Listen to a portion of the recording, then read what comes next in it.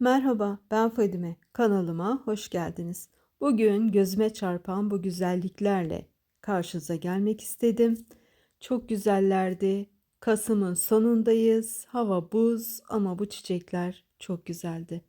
Hep beraber bir bere yapacağız ve başlıyoruz. Selanik beremizi hemen anlatıyorum.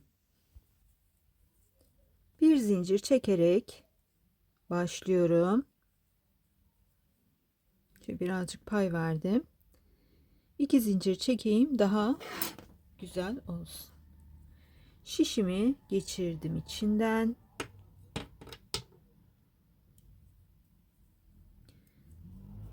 Şöyle ilmeğimin içinden ipimi çekerek bir ilmek daha oluşturup şişime geçiriyorum. Ve yaklaşık 70 tane ilmek atacağım berem için şişime. Evet, burada devam ediyorum. 70 ilmek atayım, geleyim.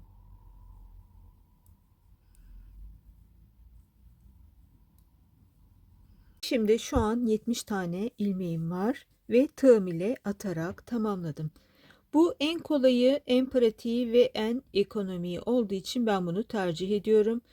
Böyle tüylü iplerle dikmeyi pek hoşlanmadığım için de genelde bu yöntemi kullanıyorum. Eğer pamuklu iple yapacaksanız ve dikmek istiyorsanız buradaki ipin uzun olması sizin için avantajlı bir durum.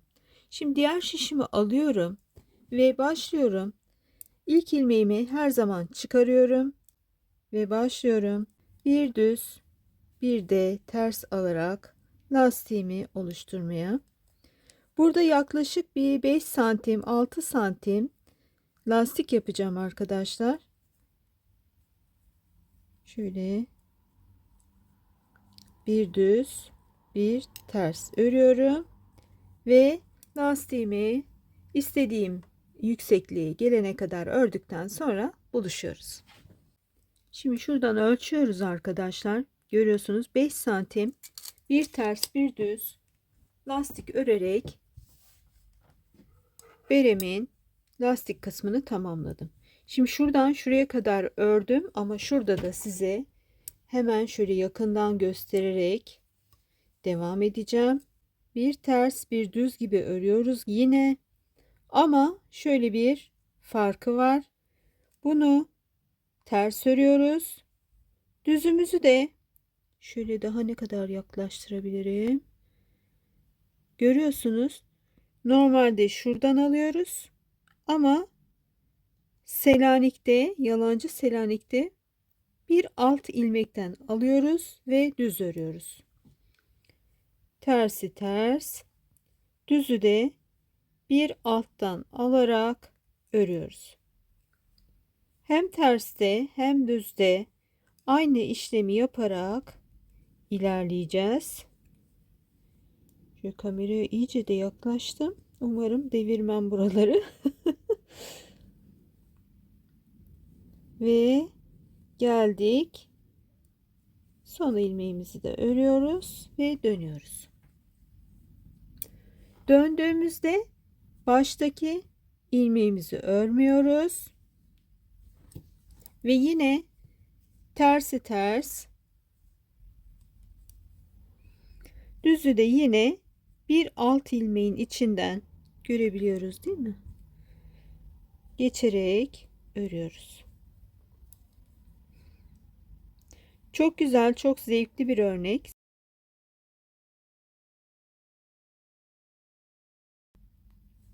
Alttaki ilmekten aldığımız için iki sırada bir sıraymış gibi gözüküyor ama pofuduk pofuduk olduğu için çok güzel bir örnek. Ben çok seviyorum bunu. Şimdi ben misinalı şişte yalancı Selanik yapmayı öğrenemedim veya normal Selanik yapmayı da öğrenemedim. Öğrenir öğrenmez en sevdiğim örgü olduğu için geçeceğiz efendim bunun yapımına. Şimdi henüz daha bir şey belli değil. Ben birkaç sıra ördükten sonra geleceğim ve size Şöyle bakın, lastikle arasındaki fark aslında birazcık belirginleşmeye başladı. Şurada birazcık pofidiklenme var. Birkaç sıra sonra çekeyim ben burayı. Aradaki farkı daha net görelim. Evet, beredeki son durumu görüyorsunuz. Lastikten sonraki Selanik'in farkını şu an daha net anlayabiliyoruz. 2, 4, 6 sıra ördüm. 6 sıra gibi gözüküyor ama aslında burası 12 sırada oluşmuş bir örnek. Her türlü kıyafette kullanabilirsiniz. Bu örgüyle, bu Selanik örneğiyle neler olur diyorsanız, neler olmaz ki arkadaşlar. Bebek kıyafetleri yapabilirsiniz. Büyük kıyafetleri, erkek kıyafetleri, kadınlar için yelekler, hırkalar, çoraplar, atkılar, bereler, ne istiyorsanız benim en sevdiğim örneklerden birisidir. Beremde 20 santime ulaştım. Şu uçtan şuraya kadar 20 santim. Ve bu sırada ne yapıyorum arkadaşlar? Hemen buna geçelim. Burada artık Selanik örmüyorum. Yine ters yüz örmeye başlıyorum. Ve aynı şekilde tersi ters alacağım. Şuradaki yüzümü de normal şekilde görüyorsunuz. Normal şekilde alarak öreceğim. Bir yaklaşık 2,5-3 santim kadar devam ettikten sonra buluşalım. Şimdi şapkamızın bir ters bir düz bölümünü de bitiriyoruz. Hemen ölçülerimizi beraber yapalım. 20 santim örmüştük. Başlangıçtan itibaren ölçmüştük. 20 santim. Bir ters bir düze geçmiştik. Selanik'ten sonra hemen burayı da 2, 4, 6, 7 sıra bir ters bir düz ördüm. Burayı da ölçüyoruz 3 santim. Şimdi toplamda burası 23 santim. 23 santimden sonra şapkamın tepesinin çok güzel toplanabilmesi için ben şöyle bir işlem yapıyorum. İpime de dolanmış durumdayım, bir saniye. Evet. Şimdi şurada bir ters bir düzümüz var. Başta düzümüz var. İkisini birlikte alıyorum ve düz örüyorum. Burada da bir düzümüz bir tersimiz var. İkisini birlikte alarak düz örüyorum ve bütün sıra boyunca bu işlemi yaparak hepsini düz örgü haline getireceğim ve burada da yaklaşık bir 2 ya da 3 santim düz ördükten sonra ipimizi koparmayacağız. İpimizi iğneme geçireceğim ve şapkamızın nasıl tepeden toparlandığını göreceğiz. Şimdi görüyorsunuz zaten hemen daralmaya başladı bu bölüm. Çok güzel bir yuvarlaklık olduğu için ben bunu seviyorum. Ve şuraya kadar örüyorum. 3 santim ya da 2 santim, siz ne uzunlukta istiyorsanız şapkanızı ona göre örüyoruz. Daha sonra buluşalım ve beraberce diğer işlemlerimizi yapalım. Düz bölümünü bitirdim. 6 sıra daha ördüm. Şöyle görüyorsunuz. Baya ilmeklerimiz azaldı. Yarıya düştü. Şimdi burada ben ne yapacağım? Hemen buradan birazcık ip keseceğim. Yaklaşık bir metre kadar ipimi kesiyorum. Ve plastik iğneme, yün iğneme ipimi takıyorum. Şurayı da bir kaldırırsam çok iyi olacak. Karıştı birazcık. Şurada 6 sıra ördüm. Onu da görüyorsunuz. 2,5 santim daha örmüşüm. Yani toplamda 20 santim artı 3 santim artı 2,5 santim olarak hesaplayın. Ve burada ne yapıyorum? Hepsini tek tek, pembeden de gözükmeyecek şansımıza, pembe iğnem var. Birkaç tane renkli iğnem vardı. Bir tanesi kırıldı. Bir tanesi maalesef kayıp. Şu an bununla gözüküyordur diye umuyorum. İçinden ilmeklerimi geçiriyorum. elimdeki iğneye tüm şişimdeki ilmeklerimi aktarıyorum.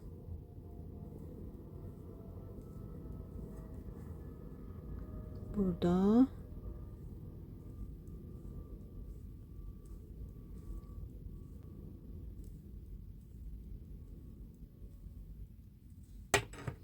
Evet, bu şişimle de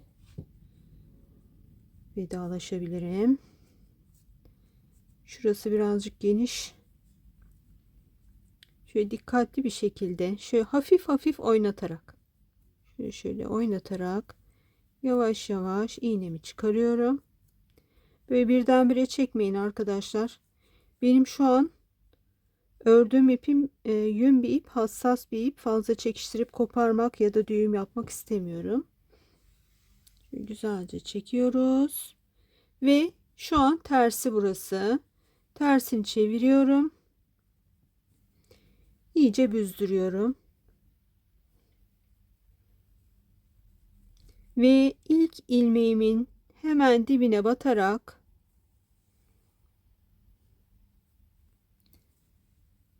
şöyle görüyorsunuz, hiçbir açıklık kalmayana kadar sıkıyorum. İyice sıkıyorum. Şöyle ipimi de sabitleyeyim. Aynı yere tekrar batarak düğüm yapacağım arkadaşlar. Şurada tekrar ipimi iyice sıkayım. Tığım ile birleştirmek istiyordum aslında ama sonra karar verdim iğneye.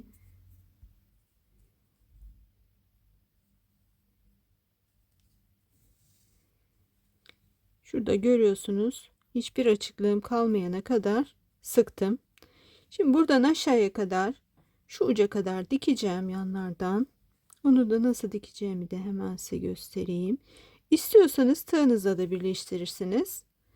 Ben şimdi hazır elimde iğne varken devam ediyorum.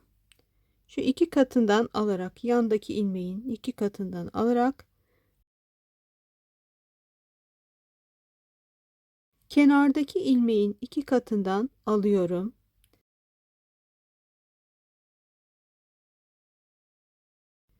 Diğer kenardaki iki kat ilmeği de alıyorum ve dikiyorum. Burayı istiyorsanız iğne ardı denen yöntemle de yapabilirsiniz. Ben şimdi bir çevirip bakacağım nasıl gözüktüğünü görelim. Şöyle bir görüntümüz var. Şu iğnem çıkmadan görünse daha iyi. Fena değil, devam edeceğim ben böyle arkadaşlar. Burada pek önemli değil nasıl diktiğiniz. Sadece düzgün olsun yeter. Önemli olan tersinden dikişinizin çirkin gözükmemesi. Şapkanın düz tarafından da düzgün bir görünüm olması. Burayı bitiriyorum. Böyle dikerek şapkamı bitiriyorum. Şu uca kadar geleceğim arkadaşlar. Şu uca geldikten sonra ipimi burada koparmayacağım. Geriye doğru, şöyle ortalara doğru yine geri geleceğim. O da neden? Şuradaki ipimi de kaybedeceğim. İçeride saklayacağım. Belki şöyle takmak istersiniz. Kıvırmak istersiniz. Kıvırdığınızda buralarda düğümler gözükmesin diye ortalara kadar şu ipimle geri geleceğim. Ve bittikten sonra buluşalım. Detayları konuşalım. Buraya kadar tekrar geri geldim. Güzelce düğümledim. Şimdi şuradaki ipimi de kaybedeyim.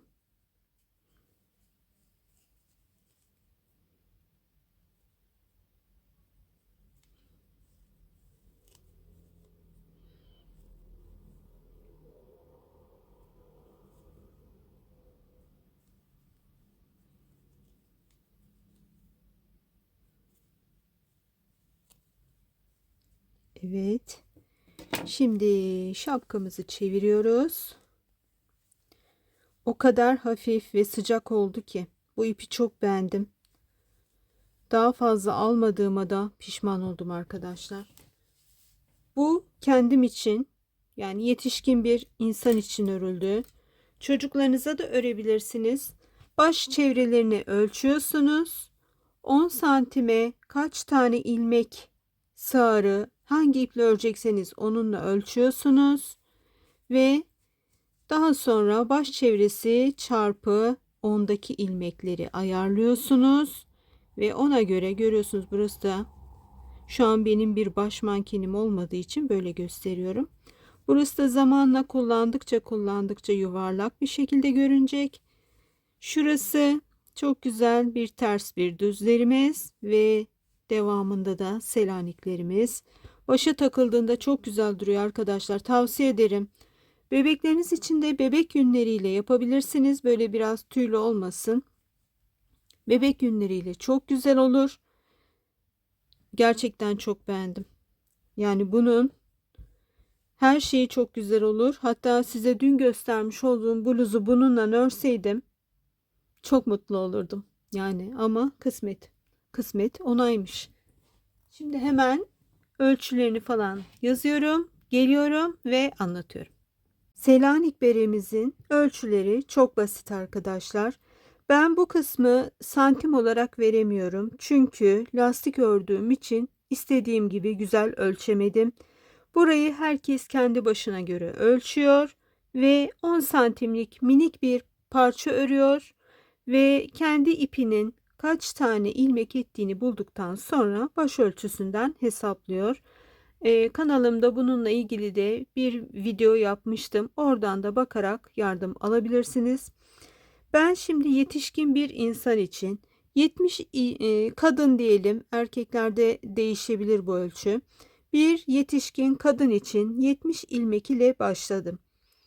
Bir ters bir düz ördüm ve burası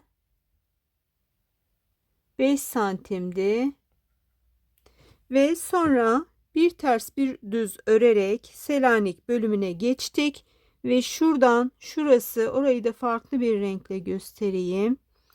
Orayı da mavi ile gösterelim.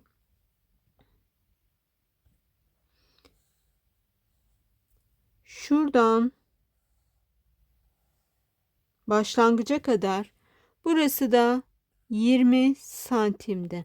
5 santim dahil arkadaşlar. 5 yani 15 santim diyelim orasında. Burası da 15 santim. Şöyle hemen ekleyeyim buraya. 15 santim. Ve Selanik örgümüzü ördükten sonra tekrar 3 santim kadar bir ters bir düze geçiyoruz ve sonra 2,5 santim kadar da bir ters bir düzleri eksiltiyoruz. Düz olanlardan arkadaki tersi de alarak tek bir ilmek yapıyoruz ve düz olarak da 2,5 santim örüyoruz. Şuranın düz olduğuna bakmayın. Şu 70 ilmeğin yarısı kadar bir ilmeğimiz var burada.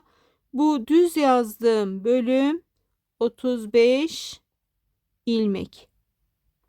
Çünkü ikisini bir alarak yarıya indiriyoruz. Bu kadar kolay bir örgü. Hemen şurada da birazcık diğer detaylardan bahsedeyim. Şapkamızın eni 70 ilmekti. Boyumuz da 27,5 santim. Burayı da herkes kendisine göre değiştirebilir. Selanik beremizde şiş olarak ben hemen şurada da rengimi değiştireyim anlaşılsın. 5 no şiş kullandım. İp olarak da ben hemen göstereyim arkadaşlar size. Şöyle bobinler halinde aldığım için iplerimi, bir markası yok. O yüzden hoşuma giden hangi ipse onu seçiyorum. Bir markası olmadığı için de şu an size bir bilgi veremeyeceğim. Böyle bir bobin şeklinde aldığım için şu an hatırlamıyorum. Ama önümüzdeki günlerde bir mesajla ne ip olduğunu sormaya çalışacağım. Öğrendiğimde de açıklamalar bölümüne yazacağım. Geri dönüşe göre açıklamalar bölümünü dolduracağım. İp olarak dediğim gibi yün bir ip ama çok güzel bir yün ipmiş. Bu ipten bir de grisini almıştım. Keşke bunu da daha fazla alsaymışım. Gerçekten örerken de insanı çok mutlu ediyor. Sıcacık yumuşacık bir ip. Gramı da arkadaşlar yaklaşık 50 gram. Sanırım bir 45-47 gram falandı. ama buraya ben 50 yazayım.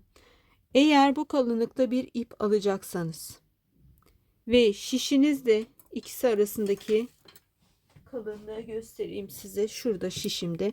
Bu 5 numara bir şiş. Bu da örmüş olduğum ipim. İkisi arasındaki kalınlığı eğer hesaplayabilirseniz ve benim gibi örüyorsanız, aynı ölçüleri de yapacaksanız 50 gram civarında ip yetecektir. Anlatmak istediğim her şey bu kadardı. Çok kolay bir bereydi ve yumuşacık oldu. Gerçekten böyle kelebek gibi bir şey oldu. Eğer istiyorsanız şuradaki Selanik bölümünü şuraya kadar devam ettirip daha böyle kabarık bir şekilde örerek, şurasına da pompon dikerek genç kızlarımıza ve çocuklarımıza yapabilirsiniz. Hatta kendinize de yapabilirsiniz. Neden olmasın?